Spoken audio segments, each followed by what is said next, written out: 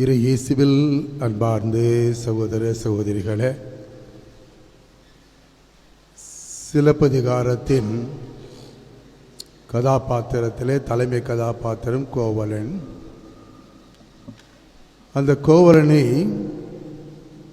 அதன் ஆசிரியர் இளங்கோவடிகள் மாடலின் என்ற ஒரு சமண துறவியின் மூலமாக அவருடைய பண்புகளை எடுத்துரைப்பார். அதில் ஒரு யானை ஓடி வந்தபோது யானையை அடித்து வீழ்த்தினான் என்று சொல்லுவார். அதுக்கப்புறம் அவரை பற்றி சொல்கின்ற போது இரு பெரும் நிதி கிழவன் என்று குறிப்பிடுவார். இரு பெரும் நிதி கிழவன் என்று சொல்லுகின்ற பொழுது தலைமுறையாக வருகிற பரம்பரை சொத்து உள்ளவன் ஒரு நிதி, இன்னொரு நிதி தானாக சம்பாதித்து சொத்துக்களை சேர்த்தவன். பணக்காரர்கள் செல்வர்கள் பரம்பரை சொத்துக்களோடு இருப்பார்கள். சில பேர் பரம்பரை சொத்து இல்லாமல் அவங்களை சேர்த்திருப்பாங்க. இவர் இருநிதி கிழவன் என்று சொல்வார். அதுபோல நமது பங்கை சார்ந்த ஒவ்வொருவரும் இருநிதி கிழவர்கள் கிழத்திகள் என்று சொல்லலாம். ஏன் என்று சொல்லுகின்ற பொழுது இந்த காலகட்டம் பங்கின் பெருவிழாவை கொண்டாடுகின்ற ஒரு காலகட்டம், அதற்காக தயாரிக்கின்ற ஒரு காலகட்டம். அந்த காலகட்டமே இரக்கத்தின் காலம், இறைவன் நம்மை எழுப்பி விடுகின்ற காலம், ஒவ்வொரு மறைவுரையும் நம்மை எழுப்பி உட்கார்ந்து சிந்திக்க வைக்கின்ற காலம். அது ஒரு காலம். அதே காலத்தில் இன்னொரு காலமும் நாம் அடங்கியிருக்கிறது, திருவருகை காலம். திருவருகை காலத்தில் நாம் இயேசுவின் 2ஆம் வருகைக்கும் அவர் முதல் வருகையாகிய கிறிஸ்துமஸுக்கு நம்மை தயாரிக்கின்ற காலம். எனவே தயாரிப்பு காலம், 2 தயாரிப்புகள் நமக்கு இருக்கின்றன, ஒன்றாகவே நாம் பார்க்கிறோம். ஒரு குழல் துப்பாக்கி மட்டுமல்ல அல்ல, இது 2 குழல் துப்பாக்கி. 2 குழல் இருக்கின்ற துப்பாக்கி, அது பெரிய ஃபேமஸானது. ஒரு காலத்தில் ஒரு குழல் துப்பாக்கி இருந்துச்சு, 2 குழல் துப்பாக்கி வரும் பொழுது ஷுவராய் அடிச்சிடலாம் என்று அவர்கள் எல்லோரும் அதை பெரிதாக பாராட்டினார்கள். அதுபோல் 2 குழல் துப்பாக்கி போல இந்த காலம் நமக்கு அமைந்திருக்கிறது. அந்த பங்கில் இருக்கின்ற ஒவ்வொருவருக்கும், விழா கொண்டாடுகின்ற ஒவ்வொருவருக்கும் அமைந்திருக்கிறது. ஏனென்றால் நம் திருவருகை காலத்தில் இயேசுவின் 2ஆம் வருகைக்காக, இயேசுவின் கிறிஸ்து பிறப்பிற்காக நாம் தயாரிக்கின்றோம். இங்கு திருவிழாவில் நாம் மரியனின் பெருவிழாவை கொண்டாடுவதற்கு நாம் தயாரிக்கிறோம். எல்லா தயாரிப்பும் ஆன்ம தயாரிப்பு, எல்லாமே ஆலயத்தை நோக்கி வருகிறது, எல்லாத்தையுமே ஆலயத்தை நோக்கி வருகின்ற தயாரிப்பு. அதனால்தான் இன்றைய திருப்பாடலில் ஆலயத்திற்கு செல்லுவோம் என்று கேட்கின்ற பொழுது நான் பெருவகை கொண்டேன். இந்த விழா கொண்டாடுகின்ற பொழுது மகிழ்ச்சி ஏற்படுகிறது, பேருகை மகிழ்ச்சி, இருபெரும் மகிழ்ச்சி நமக்கு. ஏனென்றால் இந்த பெருவிழாவை கொண்டாட இருக்கிறோம், தொடர்ந்து வருகின்ற கிறிஸ்துமஸ் பெருவிழாவை கொண்டாடுவதற்கு இந்த காலத்தில் நாம் தயாரித்து கொண்டிருக்கிறோம். எனவே பெருமகிழ்ச்சி உண்டாகிறது. எருசலேம் ஆலயத்தை நோக்கி செல்லுகின்ற பொழுது அவர்கள் பாட்டு பாடிக்கொண்டு செல்லுகிறார்கள். அந்த பாடலை தான் நாம் திருப்பாடலே என்று பாட கேட்டோம்.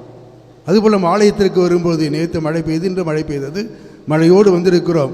ஆலயத்திற்கு வருகின்ற பொழுது சிறப்பாக மகிழ்ச்சியோடு இறைவனை சந்திக்கப் போகிறோம், இறை வார்த்தையை கேட்கப் போகிறோம், மரியனுடைய அருளை பெறப்போகிறோம், இந்த ஆண்டுக்குடைய அனைத்து தேவைகளை நாம் பெற்றுக்கொள்ளப் போகிறோம் என்ற கருத்தோடு நாம் இங்கு ஆலயத்திற்கு வந்திருக்கிறோம். எனவே இந்த பெரும் மகிழ்ச்சியான, இருபெரும் மகிழ்ச்சியான, இருபெரும் தயாரிப்புகளை நாம் உள்ளடக்கிய காலமாக அமைந்திருக்கிறது. இந்த காலத்தில் நமக்கு இந்த முதல் வாரத்தில் கொடுக்கப்படுகின்ற வாசகங்களை நாம் எண்ணி பார்ப்பது அவசியம். முதல் வாசகத்தில் ஏசாயாகமத்தில் எடுக்கப்பட்ட வாசகம். இந்த வாசகத்துடைய பாடல் நடுவில் அமைந்திருக்கிற பாடல் இதுதான் இஸ்ராயல் நாட்டினுடைய நேஷனல் ஆந்தம், அவங்க தேசிய கீதம். நாம் எப்படி ஜனகணமன பாடுறோமோ அதுபோல் இஸ்ராயல் நாட்டுடைய தேசிய கீதம் அந்த கீதம்.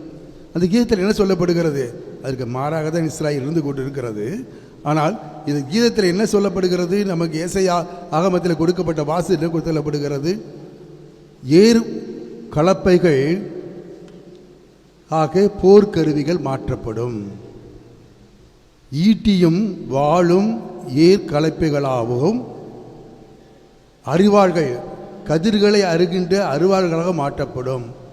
போர்க்கருவிகள் விவசாய கருவிகளாக மாற்றப்படும். இதுதான் இந்த வாசகம், முதல் வாசகம் நமக்கு கொடுக்கப்படுது. ஒரு ரேடிக்கல் சேஞ்ச், அடிப்படை மாற்றம். அது எதற்காக பயன்படுகிற கருவி? போருக்காக பயன்படுகின்ற கருவி. போருக்காக பயன்படுகிற கருவியை எடுத்து வந்து இங்கு எதற்கு பயன்படுத்த வேண்டும் என்று ஏசாயா சொல்லுகிறார்? விவசாயத்திற்கு, அக்ரிகல்ச்சருக்கு பயன்படுத்த வேண்டும் என்று சொல்கிறார். எனவே இது ஒரு பெரிய மாற்றம், சாதாரண மாற்றம் அல்ல, ஒரு பெரிய மாற்றத்தை உருவாக்க வேண்டும் என்று அவர் முன்னிறுத்தி காட்டுகிறார். இதுதான் நாம் விழா கொண்டாடுகிற பொழுது நமது மாற்றமும் ஒரு சாதாரண ஒரு மேல்பூச்சான மாற்றங்கள் அல்ல. ஆனால் அந்த மாற்றம் எப்படி வர வேண்டும்? ஒரு அடிப்படையிலிருந்து மாற்றம் வர வேண்டும். பேசிக் சேஞ்ச், அடிப்படையிலிருந்து ஃபண்டமெண்டல் சேஞ்ச், நமக்கு முழுமையான ஒரு மாற்றம் வர வேண்டும்.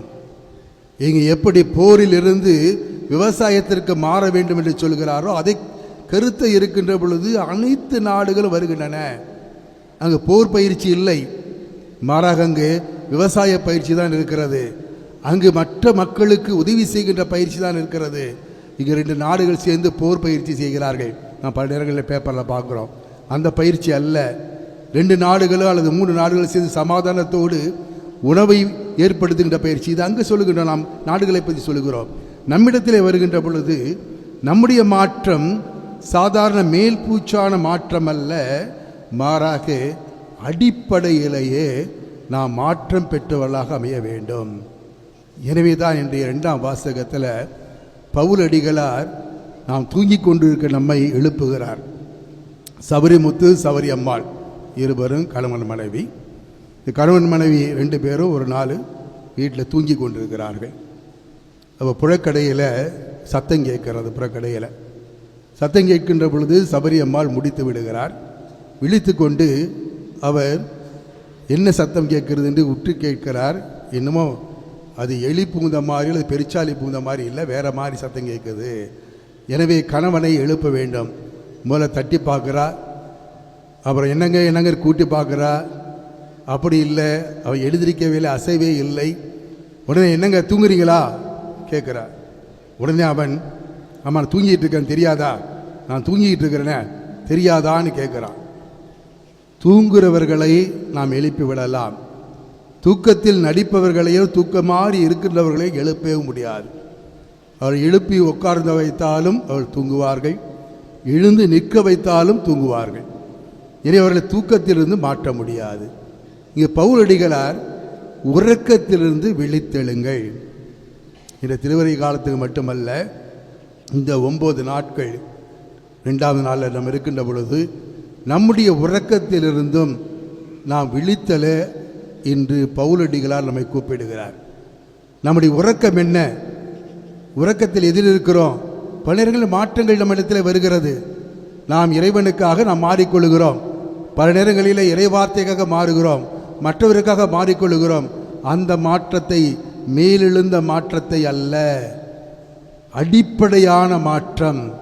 இதைதான் இன்றைய முதல் வாசகம் நமக்கு சொல்லி காட்டுகிறது. பவுலடிகளார் அதை தான் சொல்லி காட்டுகிறார். இங்கு அடிப்படையான மாற்றம் என்ன? உங்களுக்கு இருக்கிற பழைய மனிதனை உரித்து போடுங்கள். எப்படி பாம்பு சட்டையை கழட்டி போகிறதோ, பாம்பு சட்டையை கழட்டும். பாம்பு சட்டையெல்லாம் பார்த்துருப்போம். பாம்பு சட்டையை கழட்டும். அது கழட்டுவதற்கு எவ்வளோ வேதனைப்படும் தெரியுமா? அதெல்லாம் பார்த்துருப்பீங்க, அதை கேட்டிருப்பீங்க, அதை படிச்சிருப்பீங்க. அது வேதனைப்பட்டு தான் அந்த சட்டையை கழட்டி போடும். அந்த சட்டையை கழட்டி போட்ட பிறகுதான் புதிய சட்டை, புதிய தோல் அதற்கு உருவாகும். எனவே பழைய தோல் மாற வேண்டும், புதிய தோல் வர வேண்டும். யாரை அணிந்து கொள்ள வேண்டும்? கிறிஸ்துவை அணிந்து கொள்ளுங்கள். இதுதான் பவுலடிகளார் நமக்கு சொல்லுகிறார். கிறிஸ்துவை அணிந்து கொள்ளுங்கள், வேற யாரும் அல்ல. இவரை அணிஞ்சு கொள்ளுங்க, அவர்கள் அணிந்து கொள்ளுங்க, இப்படி அப்பாவை மாதிரி அம்மாவை மாதிரி அப்படியெல்லாம் சொல்லலை. மாறாக எப்படி சொல்லப்படுகிறது? கிறிஸ்துவை அணிந்து கொள்ளுங்கள். எனவே இதை பிலிப்பியருக்கு இது திருமுகத்தில் நாம் பார்க்கின்ற பொழுது கிறிஸ்துவின் மனநிலையை கொண்டிருங்கள் என்று குறிப்பிடுவார். நீங்கள் கிறிஸ்துவை அணிந்து கொள்ளுங்கள். இந்த ரோமியருக்கு திருமுகம் நாம் இன்று படிக்க கேட்ட திருமுகம் தான் மிக ஒரு புரட்சி செய்த ஒரு வாசகம் இன்றைக்கு நாம் கேட்டோம். என்ன புரட்சி? எந்த புரட்சி கொடுத்துச்சு? அகுஸ்தினார் ஒரு பெரிய புரட்சியாளர் நம்ம திருச்சபையில் நம் விசுவாசத்துடைய உண்மைகளை நாம் கண்டு வருவதற்கு. ஆனால் அகுஸ்தினார் முதலில் தொடக்கத்தில் அவர் திருச்சபை சார்ந்தவராகவோ திருச்சபையினுடைய விசுவாசங்கள் நம்பிக்கையை பின்பற்றுவராக இல்லை. மாறாக அவர் உடலிச்சையிலே வாழ்ந்தவராக இருந்தார். அவருடைய தாயுடைய வேண்டுதல், தொடர்ந்து வேண்டுதல் அவரை பின்பற்றி வருகிறார். அப்படி பின்பற்றி வருகின்ற தாய் அவரை மிலான் நகருக்கு வருகின்ற பொழுது அவருக்கு சிறு சிறிதாக மாற்றம் ஏற்படுகிறது. அப்போ மிலான் ஆயராக இருந்தவரம் புனித அம்புரோஸ் அவர்களும் அவருடைய பேச்சாற்றலும் புனித அகுஸ்தினாரை கவருகிறது. எனவே தாயினுடைய வேண்டுதல், தாயினுடைய உடனிருப்பு, அங்கு புனித அம்ப்ரோசியாருடைய அந்த தர்க்க சாஸ்திரமாக விவாதித்தது, அவரோடு பேசியது, இவைகளெல்லாம் அவரை மாற்றி வருகின்ற ஒரு சூழ்நிலை. அப்பொழுது ஒரு தோட்டத்திலே அமர்ந்து கொண்டிருக்கிறார்.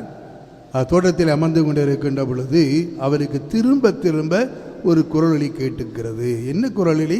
எடுத்து வாசி, எடுத்து வாசி, டேக் அண்ட் ரீட், எடுத்து வாசி என்ற இந்த குரல் ஒலி கேட்டுக்கொண்டே இருக்கிறார். தட்டி பார்க்கிறாரு, இதை நம்ம பேர்.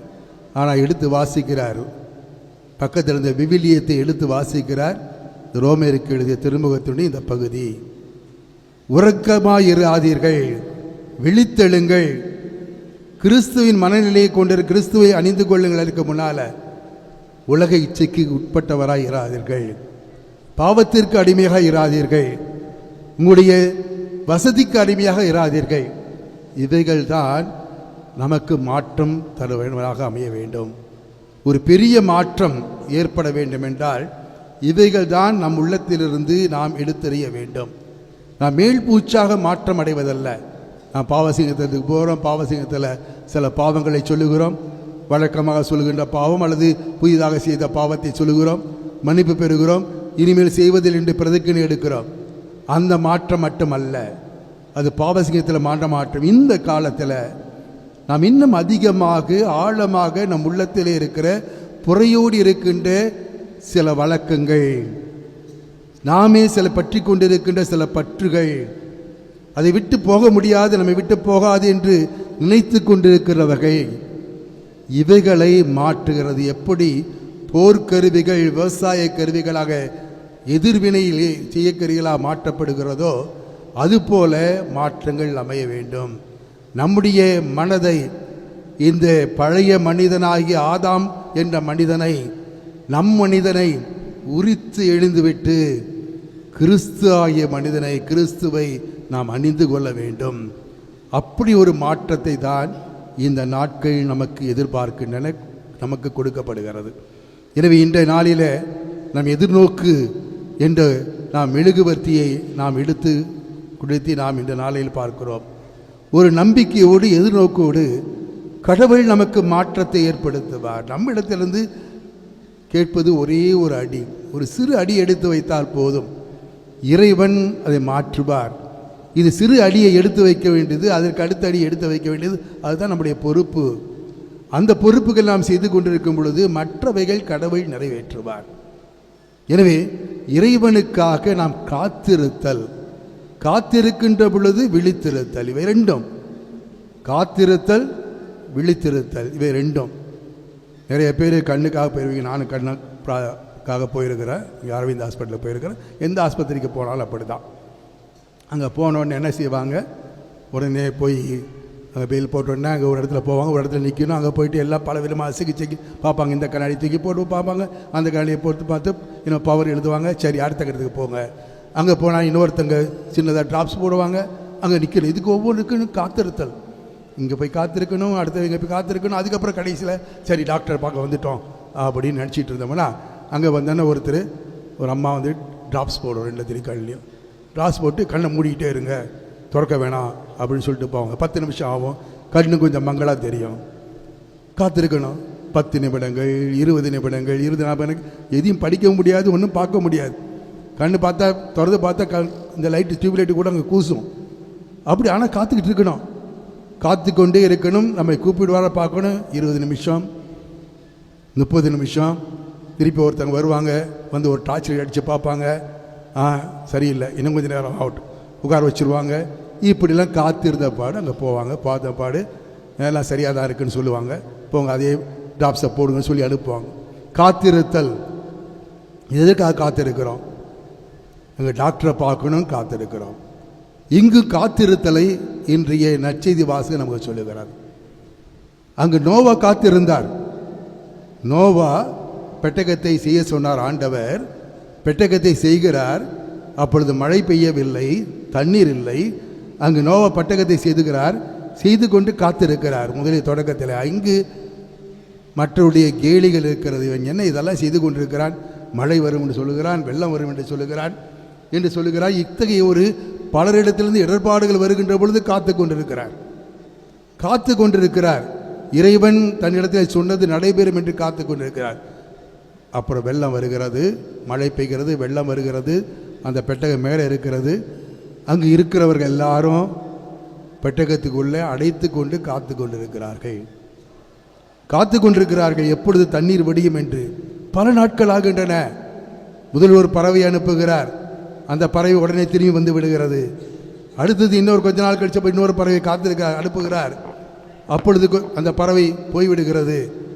இப்படியாக பல நாட்கள் காத்திருந்து அந்த தண்ணீர் காய்ந்த தரையிலே அவர் வருகிறார். அவர் இறைவன் சொன்னது. ஆபிரகாம் எத்தனை ஆண்டுகள் காத்திருந்தார்? 70 வயதிற்கே அவருக்கு வாக்களிக்கப்படுகிறது, உனக்காக உனக்கு பிள்ளை கொடுக்கப்படும் என்று காத்திருக்கிறார். விழிப்போடு காத்திருக்கிறார். ஆனால் சில நேரத்தில் அவருடைய மனைவி சொல்கிறதுனால தன்னுடைய அடிமை பெண்ணோடு அவர் உணர்வு கொண்டு பிள்ளையை பெறுவது அது இறைவன் காத்திருத்தலும் அவர் பிறழ்கிறார். அதற்காக தண்டனையும் பெறுகிறார். அதனால் காத்திருக்கிறார். அவருக்கு இறைவன் வாக்களித்த பிள்ளையை கொடுக்கிறார். அங்கு பாலைவனத்திலே மக்கள் வாக்களிக்கப்பட்ட நாட்களுக்காக செல்கிறார்கள். 40 ஆண்டுகள் காத்திருக்கிறார்கள். விழிப்போர் இருக்கிறார்கள். நடைப்பயணம் மேற்கொள்கிறார்கள். இறைவனுடைய துணையோர் இருக்கிறார்கள். அப்படிப்பட்ட காத்திருத்தலை தான் இந்த காலம் நமக்கு சொல்லி காட்டுகிறது. திருவருகை காலம் சரி. நாம் எப்பொழுதும் இறைவனுக்காக காத்திருத்தல், இறைவனுக்காக காத்திருந்து விழிப்போடு காத்திருத்தல். தெசலோனியருடைய மக்களுக்கு இடத்துல அவங்க எல்லாரும் இயேசு கடைக்கு சீக்கிரமாக 2ஆம் வருகை வருகிறது என்று இருந்தார்கள். அவர்கள் காத்திருத்தல் நம்பிக்கை இல்லை. இயேசு வந்துடுவார், சீக்கிரம் வந்துடுவார். எனவே சோம்பேறி திரிந்தார்கள். மற்றவருடைய காரியத்தில் சச்சரவோடு இருந்தார்கள். அப்படியே சின்னப்பர்கள் எழுதும் பொழுது, நீங்கள் உழைக்காதவன் உணலாகாது என்று சொல்லி நீங்கள் உங்கள் காரியத்தில் கவனமாயிருங்கள். கடவுள் வருவார், இயேசு வருவார், 2ஆம் வருகை வரும். அந்த நேரத்திலே வரும். அது யாருக்கும் தெரியாது. ஆனால் காத்திருத்தல் அவசியம். காத்திருக்கின்ற பொழுது விழித்திருந்து காத்திருத்தல். நான் ட்ரெயினுக்காக காத்திருக்கேன், அது பஸ்ஸுக்காக காத்திருக்கேன்னு உட்காந்துருந்துட்டு அப்படியே தூங்கி போயிட்டேன்னா அவ்வளோதான். பஸ்ஸு வந்து போயிடும், ட்ரெயின் வந்து போயிடும். அல்லது ஸ்டேஷனில் இறங்க வேணும். ராத்திரி 11 மணிக்கு ஒரு ஸ்டேஷனுக்கு போகுது, நான் இறங்க வேணும். 12:30க்கெல்லாம் எடுத்து அலாரம் வச்சு உட்காந்துட்டேன். உட்காந்துருக்கும் பொழுது ஸ்லீப்பர் கோச்சில் உட்காந்து இருக்கிறேன். ஆனால் 12:45 ஒரு மாதிரி தூக்கம் வருது, படுத்துட்டேன். அவ்வளோதான். 1 மணிக்கு அந்த ட்ரெயின் அந்த ஸ்டேஷனில் வந்து நிற்கும். நான் இறங்க முடியாது. அந்த ஸ்டேஷன் கிளம்பி போயிட்டே இருக்கும். நான் அந்த ட்ரெயிலே போயிட்டு இருப்பேன். நான் செல்ல வேண்டுகின்ற எல்லையையோ அல்லது கொள்கையையோ அல்லது என்னுடைய அந்த செல்ல வேண்டுகின்ற பகுதியை என்னால் அடையவே முடியாது. எனவே காத்திருத்தல், விழித்திருந்து காத்திருத்தல், இவைகள் தான் இந்த காலத்திலே நமக்கு கொடுக்கப்படுகிறது. எனவே இந்த நாட்களும், இந்த நவநாட்களும் சரி, திருவருகை காலமும் சரி, நாம் ஒவ்வொருவரும் விழித்திருந்து இறைவன் வருகைக்காக காத்திருத்தல். இப்படி நாம் காத்திருக்கின்ற பொழுது கிறிஸ்துவை அணிந்து கொள்ளுங்கள் என்று சொல்லுகிறார். கிறிஸ்துவை மனநிலையில் இருங்கள் என்று சொல்லுகிறார்.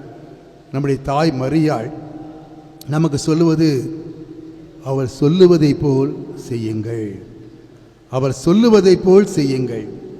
புனித சின்னப்பர் நமக்கு சொல்லுவது, கிறிஸ்துவை அணிந்து கொள்ளுங்கள், கிறிஸ்துவின் மனநிலையை கொண்டிருங்கள்.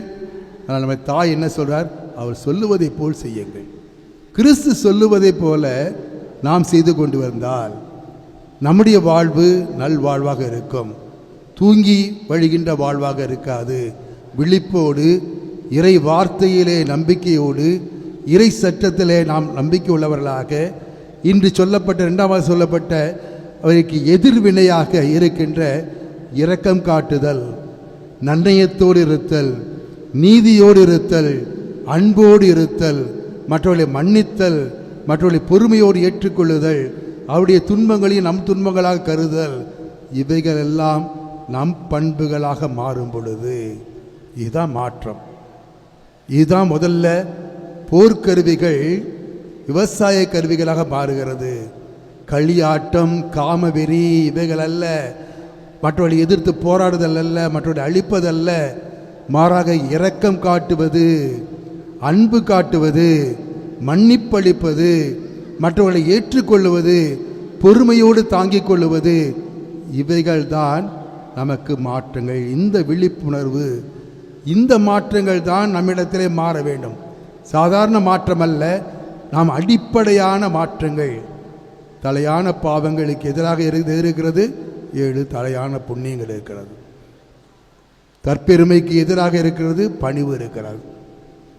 கிளட்டன் எதுக்கு எதிராக இருக்கிறது, அதாவது வெறும் நிறைய சாப்பிட்றதுக்கு எதிராக இருக்கிறது. சோம்பேறித்தனத்துக்கு என்ன எதிராக இருக்கிறது, சுறுசுறுப்பு இருக்கிறது. அதுபோல் இந்த அழிவுகளுக்கு எதிராக இருக்கிற நல்லவைகளை, கிறிஸ்து காட்டுபவரை, கிறிஸ்துவின் மதிப்பீடுகளை நமது மதிப்பீடுகளாக கொள்கின்ற பொழுது நாம் உள்ளத்திலே மாற்ற வரும். எனவே இந்த 9 நாட்கள், நவநாட்கள், ஒவ்வொரு நாளும் சிந்திக்கின்ற வார்த்தைகள் மரியன்னையைப் போல நம்மை மாற்றவும், கிறிஸ்துவைப் போல நம்மை மாற்றவும், மரியன்னை கிறிஸ்துவை சொல்லுவதைப் போல கேளுங்கள் என்று சொல்ல வார்த்தையை நாம் கேட்பது போல, பவுலடிகளால் சொல்வது போல கிறிஸ்துவை அணிந்து கொள்வராக, கிறிஸ்துவின் மனநிலையை கொள்பவராக நாம் மாற நாம் தயாரிப்போம்.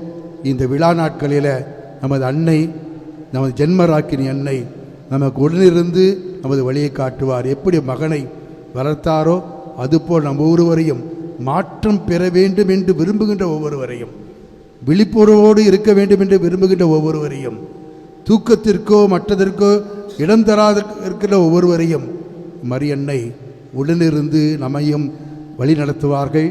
அவருடைய பரிந்துரையால் இந்த காலகட்டத்தில் நாம் முழுமையான ஒரு வாழ்வு, இறைவனுக்கேற்ற ஒரு வாழ்வு, இறைவன் எதிர்பார்க்கின்ற ஒரு வாழ்வு வாழ நம்மை தயாரிப்போம்.